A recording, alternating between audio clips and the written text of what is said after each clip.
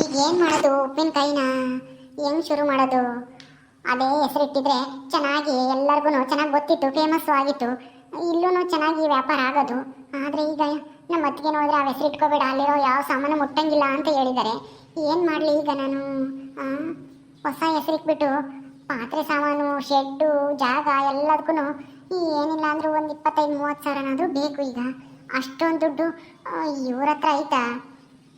ಇಲ್ಲ ಅನ್ಸುತ್ತೆ. ಮೊನ್ನೆ ಇನ್ನು ಮದುವೆಗೆಲ್ಲ ಖರ್ಚು ಮಾಡಿದ್ದಾರೆ. ಏನು ಮಾಡೋದೀಗ? ಏನು ಮಾಡೋದು ಅಂತಲೇ ಗೊತ್ತಾಗ್ತಿಲ್ಲ. ಸೂಜಿ ಸೂಜಿ, ಯಾಕೆ ಹಿಂಗೆ ಕುಂತಿದ್ಯಾ? ಯಾಕೆ ಏನಾಯ್ತು? ಹೋ, ನೀವು ಬಂದ್ರಾ? ಯಾಕೆ ಇಷ್ಟು ಬೇಗ ಬಂದ್ರಿ? ಅಂಗಡಿ ಹತ್ರ ಯಾರಿದ್ದಾರೆ? ಅಜ್ಜಿ, ನಾನು ಇರ್ತೀನಿ, ಹೋಗಿ ಸ್ವಲ್ಪ ಹೊತ್ತು ನಿನ್ನ ಹೆಂಡತಿ ಒಬ್ಬಳೇ ಇದ್ದಾಳೆ ಮನೆಗೆ, ಮಾತಾಡ್ಕೊಂಡು ಊಟ ಗೀಟ ಮಾಡ್ಕೊಂಡು ಬರೋಗು ಅಂತ ಕಳಿಸಿದ್ರು. ಏನೋ ಯೋಚನೆ ಮಾಡ್ತಿದ್ದೆ ನೀನು, ಏನಾಯ್ತು? ಅಯ್ಯೋ ಏನೂ ಇಲ್ಲ, ನಿಮಗೆ ಹೊಟ್ಟೆ ಹಸ್ತಿದ್ದೇನೋ, ಊಟ ಹಾಕಿರ್ತೀನಿ, ಊಟ ಮಾಡಿ ಬನ್ನಿ. ಪರವಾಗಿಲ್ಲ, ಅದೇನು ಅಂತ ಹೇಳು ಸೂಜಿ ನನ್ನ ಹತ್ರ. ಯಾಕೆ ಏನಾಯ್ತು? ಏನೋ ಯೋಚನೆ ಮಾಡ್ತಿದ್ದೆ? ನಿನ್ನ ತವ್ರ ಮನೆ ಬಗ್ಗೆ ಯೋಚನೆ ಮಾಡ್ತಿದ್ದ? ನಿಮ್ಮ ಅಪ್ಪ ಅಮ್ಮ ನಿಮ್ಮ ಅಣ್ಣ ನೆನಪಾದ್ರಾ? ಅಯ್ಯೋ ಹಂಗೇನು ಇಲ್ಲ, ಅದೇ ಉಪ್ಪಿನಕಾಯಿ ವ್ಯಾಪಾರನ ನಾನು ಇಲ್ಲೂ ಶುರು ಮಾಡೋಣ ಅಂತ ಅನ್ಕೊಂಡಿದ್ದೆ. ನಮ್ಮಮ್ಮನೂ ಮಾಡು ಅಂತ ಹೇಳಿದ್ರು, ಅದಕ್ಕೆ ಮಾಡೋಣ ಅಂತ ಅನ್ಕೊಂಡಿದ್ದೆ. ಅದೇ ಸುನೇತ ಉಪ್ಪಿನಕಾಯಿ ಅಂತ ಹೆಸರಿಟ್ಟಿದ್ರೆ ಎಲ್ರಿಗೂ ಚೆನ್ನಾಗಿ ಚಿರಪರಿಚಿತ ಆಗಿತ್ತು, ಹೆಸರು ಫೇಮಸ್ಸೂ ಆಗಿತ್ತು. ನಾನು ಅದನ್ನು ಇಲ್ಲಿ ಶುರು ಮಾಡಿದ್ರೆ ವ್ಯಾಪಾರ ಚೆನ್ನಾಗಾಗುತ್ತೇನೋ ಅಂತ ಅನ್ಕೊಂಡೆ. ಅದು ಅಲ್ಲದೆ ಅಲ್ಲಿ ಬಾಣಲಿ, ಪಾತ್ರೆಗಳು ಎಲ್ಲ ಇತ್ತು, ಎಲ್ಲ ಸಾಮಾನುಗಳು ತಗೊಂಬಂದು ಇಲ್ಲೇ ವ್ಯಾಪಾರ ಶುರು ಮಾಡಿದರೆ ನಮಗೆ ಖರ್ಚು ತಪ್ಪೋದು, ಸ್ವಲ್ಪ ಕಡಿಮೆ ಆಗೋದು. ಆದರೆ ಅತ್ತಿಗೆ ನೋಡಿದ್ರೆ ಅಲ್ಲಿರೋ ಒಂದು ಸಾಮಾನು ಮುಟ್ಟಂಗಿಲ್ಲ ಅಂತ ಹೇಳ್ಬಿಟ್ರು, ಆ ಹೆಸರು ಇಡಂಗಿಲ್ಲ ಅಂತ ಹೇಳ್ಬಿಟ್ರು. ಅದಕ್ಕೆ ಏನು ಮಾಡೋದು ಅಂತ ಯೋಚನೆ ಮಾಡ್ತಾ ಇದ್ದೆ. ಅಷ್ಟೇ. ಹೌದಾ? ಮತ್ತೆ ಈ ಬೇರೆ ಹೆಸರಿಟ್ಟು ಇಲ್ಲೇ ವ್ಯಾಪಾರ ಮಾಡ್ಬೋದಲ್ಲ? ಏನು ಅದೇ ಹೆಸರಿಟ್ಟರೆ ನಾವು ವ್ಯಾಪಾರ ಆಗೋದು? ಅಂದ್ರೆ ಅದ ಹೆಸರು ಅಂದ್ರೆ ಎಲ್ಲರಿಗೂ ಚಿರಪರಿಚಿತ ಆಗಿತ್ತಲ್ಲ, ಚೆನ್ನಾಗಿರುತ್ತೆ ಉಪ್ಪಿನಕಾಯಿ ಅಂತ ಎಲ್ಲರೂ ಹೇಳ್ತಾರೆ. ಆದ್ರೆ ಈಗ ಬೇರೆ ಹೆಸರಿಟ್ರೆ ಅಷ್ಟು ಓಡುತ್ತೋ ಇಲ್ವೋ, ವ್ಯಾಪಾರ ಆಗುತ್ತೋ ಇಲ್ವೋ ಅಂತ ನನ್ನ ಯೋಚನೆ ಅಷ್ಟೇನೆ. ಅದು ಅಲ್ಲದೆ ಪಾತ್ರೆ ಬಾಣಲಿ ಅದೆಲ್ಲ ತರಬೇಕಂದ್ರೆ ತುಂಬಾ ದುಡ್ಡು ಬೇಕು. ಈಗ ಜಾಗಕ್ಕೆ ಮತ್ತೆ ಶೆಡ್ ಮಾಡೋಕ್ಕೆ ಸ್ವಲ್ಪ ದುಡ್ಡು ಬೇಕು. ಇನ್ನು ಅದು ಪಾತ್ರೆ ಸಾಮಾನು ಅದು ಎಲ್ಲ ತರಬೇಕು ಅಂದರೆ ಎಷ್ಟೊಂದು ದುಡ್ಡು ಬೇಕು? ಒಂದು 20-30 ಸಾವಿರ ರೂಪಾಯಿ ದುಡ್ಡು ಬೇಕು. ಅದಕ್ಕೆ ಯೋಚನೆ ಆಗ್ತೈತೆ ಏನು ಮಾಡೋದು ಅಂತನ. ಮೊನ್ನೆ ಇನ್ನು ಬೇರೆ ಮದುವೆ ಆಗಿ, ನಾವು ಮದುವೆ ಆಗಿನೂ ಜಾಸ್ತಿ ದಿನ ಆಗಿಲ್ಲ, ಏನಿಲ್ಲ, 1 ತಿಂಗಳು 1.5 ತಿಂಗಳು ಆಯ್ತೇನೋ. ಅದಕ್ಕೆ ಏನು ಮಾಡೋದು? ದುಡ್ಡಿನ ಬೇರೆ, ನಿಮಗೆ ಬೇರೆ ದುಡ್ಡು ಈಗ ಎಲ್ಲೂ ಅಡ್ಜಸ್ಟ್ ಆಗ್ತಾ ಇಲ್ಲ. ಅದಕ್ಕೆ ಯೋಚನೆ ಮಾಡ್ತಾ ಇದ್ದೆ, ಏನು ಮಾಡೋದು ಅಂತನ. ಸರಿ ಬಿಡಿ, ಏನೋ ಒಂದು ಮಾಡೋಕ್ಕಾಗತ್ತೆ, ಬನ್ನಿ ಊಟಕ್ಕೆ ಕೊಡ್ತೀನಿ. ಊಟ ಆಮೇಲೆ ಮಾಡಿದ್ರಾಯ್ತು ಸೂಜಿ. ಈಗ ಶೆಡ್ ಮಾಡೋಕ್ಕೆ ಜಾಗ ಹುಡುಕ್ಬೇಕಲ್ವಾ? ಅಪ್ಪಗೆ ಹೇಳಿದ್ರೆ ಎಲ್ಲಾದರೂ ಜಾಗ ಹುಡುಕೊಡುತ್ತೆ. ಆದರೆ ದುಡ್ಡು ಕೇಳಿದ್ರೆ ಕೊಡುತ್ತೋ ಹೆಂಗೋ ಗೊತ್ತಿಲ್ಲ. ಮೊನ್ನೆ ಇನ್ನು ನಮ್ಮ ಮದುವೆಗೆ 20 ಸಾವಿರನೋ 30 ಸಾವಿರನೋ ಕೊಟ್ಟಿದ್ರು. ಬಟ್ಟೆ ತರಕ್ಕೆ, ಮದುವೆಗೆ, ಊಟಕ್ಕೆ, ಅದಕ್ಕೆ ಇದಕ್ಕಂತ ಎಲ್ಲ ಖರ್ಚಾಯಿತು. ನಮ್ಮ ಹತ್ರನೂ ದುಡ್ಡಿಲ್ಲ. ಈಗೇನು ಮಾಡೋದು ದುಡ್ಡಿಗೆ? ಅಪ್ಪ ಇನ್ನು ಮತ್ತೆ ಕೇಳ್ತೀವಿ ಅಂದರೆ ಅಮ್ಮ ಬೇಡ ಅನ್ನುತ್ತೆ. ಅಪ್ಪನ ಹತ್ರ ದುಡ್ಡು ಐತೋ ಇಲ್ವೋ? ಈಗೇನು ಮಾಡೋದು? ಮಾವನ್ಗ? ಅಯ್ಯೋ ಮಾವನ್ಗೆ ಹೇಳಿದ್ರೆ ಅಲ್ಲಿ ನೇತ್ರತಿಗೆ ಸಿಟ್ ಮಾಡ್ಕೊತಾರೋ ಏನೋ.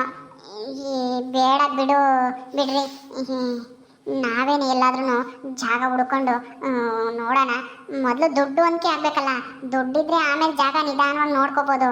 ದುಡ್ಡಿನ ಯೋಚನೆ ಮಾಡಿ ಮೊದಲು. ಹೌದಲ್ವಾ? ದುಡ್ಡೇ ಇಂಪಾರ್ಟೆಂಟು. ದುಡ್ಡು ಒಂದಿದ್ರೆ ಜಾಗ ಅಂದಮೇಲೆ ನಿಧಾನ ಹುಡ್ಕೋಬೋದಲ್ವಾ? ಏನು ಮಾಡೋದು ದುಡ್ಡಿಗೆ? ಈಗ ನಮ್ಮ ಹತ್ರನೂ ಇಲ್ಲ, ಅಪ್ಪನೂ ಕೇಳೋಕ್ಕಾಗಲ್ಲ. ಅಪ್ಪನ ಹತ್ರನೂ ದುಡ್ಡಿಲ್ಲ ಅನಿಸುತ್ತೆ. ಮೊನ್ನೆ ಇನ್ನು ಮದುವೆಗೆಲ್ಲ ದುಡ್ಡು ಕೊಟ್ಟಿದ್ದಾರೆ. ಈಗ ಏನು ಮಾಡೋದು ಅಂತಲೇ ಗೊತ್ತಾಗ್ತಿಲ್ಲ. ಅಮ್ಮ ಹೇಳ್ಬೋದು? ಅತ್ತೆ ಇಲ್ಲೇ ಎಲ್ಲೋ ಹೋಗಿರ್ಬೋದು. ಅದೇ ಸೌದೆ ಇರಲಿಲ್ಲ ಒಳಗೆ, ಸೌದೆ ತಗೊಂಬರ್ತೀನಿ, ನೀನು ಮನೆ ಹತ್ರನೇ ಇರು, ಏನಾದ್ರೂ ಕಾಂತ ಬಂದರೆ ಊಟಕ್ಕಿಡು ಅಂತ ಹೇಳಿ ಹೋಯ್ತು ಅತ್ತೆ. ನಾನು ಬರ್ತೀನಿ ಅಂದೆ, ಏನು ಬೇಡ ನಾನು ಒಬ್ಬಳೇ ತಗೊಂಬರ್ತೀನಿ ಅಂತ ಹೋದರು. ಹೌದಾ? ಅಮ್ಮ ಇನ್ನೊಂದು ಮಾತು ಕೇಳಬೇಕಾಗಿತ್ತು. ಏನು ಮಾಡೋದು ದುಡ್ಡಿಗೆ? ಯಾರನ್ನ ಕೇಳೋದು? ಯಾರ ಹತ್ರನಾದ್ರೂ ಸಾಲ ಕೇಳಿ ಇಸ್ಕೊಳ್ಳ? ಸಾಲನ? ಅಯ್ಯೋ ಬೇಡಪ್ಪ, ಜನಗಳ ಹತ್ರ ಸಾಲ ಇಸ್ಕೊಂಡ್ರೆ ಆಮೇಲೆ ಬಡ್ಡಿ ಕಟ್ಟೆ ಸಾಕಾಗೋಗ್ಬಿಡುತ್ತೆ.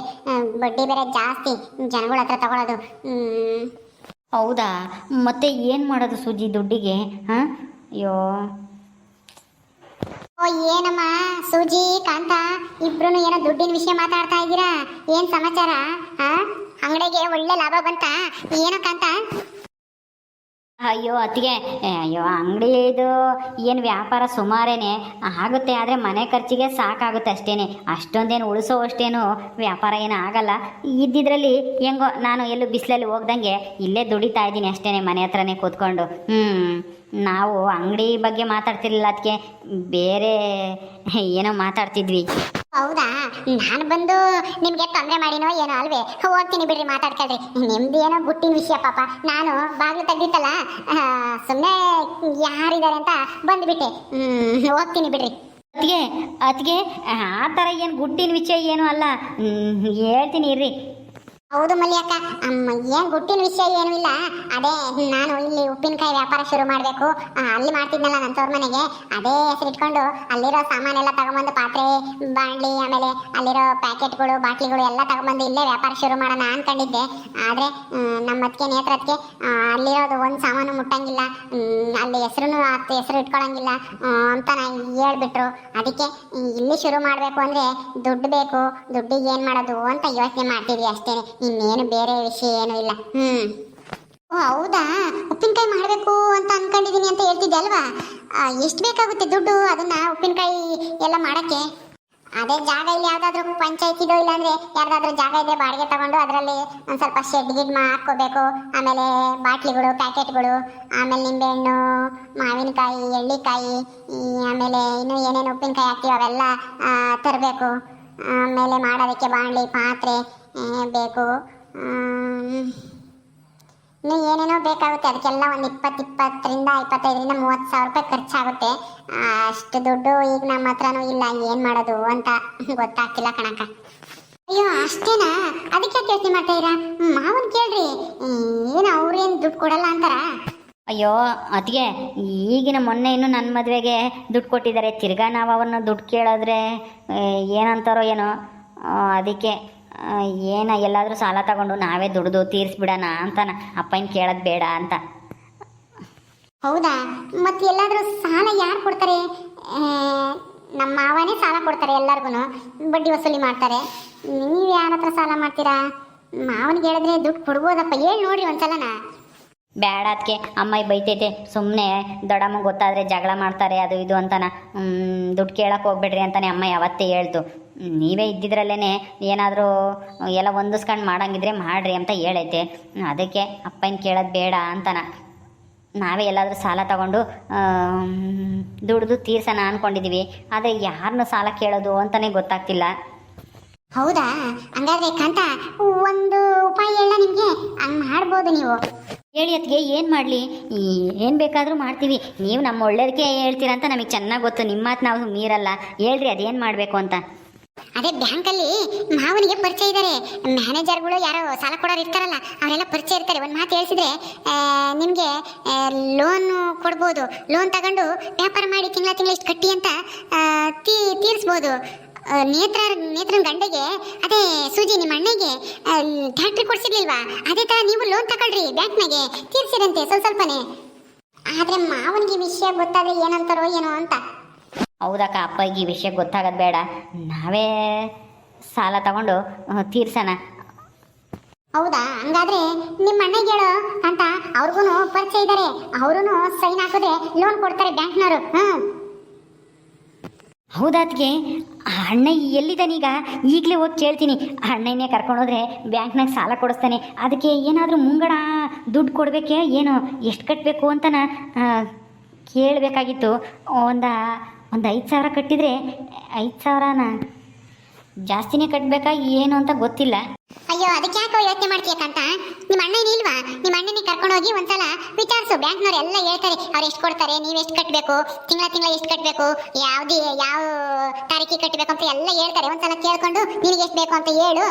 ನಿಮ್ಮ ಅಣ್ಣನೇ ಕರ್ಕೊಂಡೋಗಿ ತಗೋ ಲೋನು. ನಾನು ಒಂದ್ಸಲ ಹೇಳ್ತೀನಿ ಅವ್ರಿಗೆ. ಹೌದಾ, ಸರಿ ಅದಕ್ಕೆ, ಆಯಿತು, ಹಂಗೆ ಮಾಡ್ರಿ. ಬನ್ನಿ ಅದಕ್ಕೆ, ಕುತ್ಕೊ ಬರ್ರಿ. ಬಾ ಮಲ್ಯಕ್ಕ, ಬಾ ಕುತ್ಕೊ ಬಾ, ಟೀ ಮಾಡ್ಕೊಂಬರ್ತೀನಿ. ರೀ, ನಿಮಗೆ ಊಟಕ್ಕೆ ಕೊಡ್ಲಾ, ಟೀ ಮಾಡ್ಕೊಡ್ಲಾ? ಟೀ ಬೇಡ, ಏನು ಬೇಡ, ಹೋಗ್ತೀನಿ, ನನಗೆ ಟೈಮ್ ಆಗುತ್ತೆ. ಅಯ್ಯೋ ಅದಕ್ಕೆ, ಬನ್ನಿ ಇಬ್ರು ಕೂತ್ಕೊಂಡು ಊಟ ಮಾಡೋಣ. ಊಟ ಮಾಡ್ಕೊಂಡು ಹೋಗೋರಂತೆ. ಸೂಜಿ, ಊಟಕ್ಕೆ ಇಕ್ಕ ಬರಗು, ಟೀ ಕಾಫಿ ಏನು ಬೇಡ. ಟೀ ಕಾಫಿ ಎಲ್ಲ ಕುಡಿತಲೇ ಇರ್ತಾರೆ, ಅದು ಜಾಸ್ತಿ ಕುಡಿದ್ರೆ ಸುಮ್ಮನೆ ಆರೋಗ್ಯನೂ ಕೇಡು. ಊಟಕ್ಕೆ ಇಕ್ಕೆ ಬರಗು, ಅದಕ್ಕೆ ನಾನು ಇಲ್ಲೇ ಕುತ್ಕೊಂಡು ಊಟ ಮಾಡ್ತೀವಿ. ಹ್ಞೂ ಅಕ್ಕ, ಊಟಕ್ಕೆ ಇಕ್ಕ ಬರ್ತೀನಿ, ಊಟ ಮಾಡಿರಂತೆ ಕೂತ್ಕೊಳ್ಳಿ. ಹಾ ರೀ, ನೀವು ಕೂತ್ಕೊಳ್ರಿ, ಇಬ್ರು ಇಟ್ಕೊ ಬರ್ತೀನಿ. ನಾನು ಇಟ್ಕೊ ಬರ್ತೀನಿ, ನಾನು ಊಟ ಮಾಡಿಲ್ಲ. ಮೂವರು ಕೂತ್ಕೊಂಡು ಊಟ ಮಾಡೋಣ. ಅದಕ್ಕೆ ಕೂತ್ಕೊಳ್ಳಿ, ಊಟ ಮಾಡೋಣ. ಓಕೆ ಸ್ನೇಹಿತರೆ, ಈ ವಿಡಿಯೋನ ಇಲ್ಲಿ ಮುಗಿಸ್ತಾ ಇದ್ದೀವಿ. ಈ ಕಥೆಯನ್ನು ಮುಂದುವರಿಯುತ್ತೆ. ನಿಮ್ಮೆಲ್ಲರಿಗೂ ವಿಡಿಯೋ ಇಷ್ಟ ಆದರೆ ಲೈಕ್ ಮಾಡಿ, ಶೇರ್ ಮಾಡಿ. ಹಾಗೆ ನೀವು ಯಾರು ನಮ್ಮ ಚಾನಲ್ ಸಬ್ಸ್ಕ್ರೈಬ್ ಮಾಡ್ಕೊಂಡಿಲ್ವ ದಯವಿಟ್ಟು ಸಬ್ಸ್ಕ್ರೈಬ್ ಮಾಡ್ಕೊಳ್ರಿ. ಮುಂದಿನ ವಿಡಿಯೋದಲ್ಲಿ ಸಿಗ್ತೀವಿ. ನಮಸ್ಕಾರ.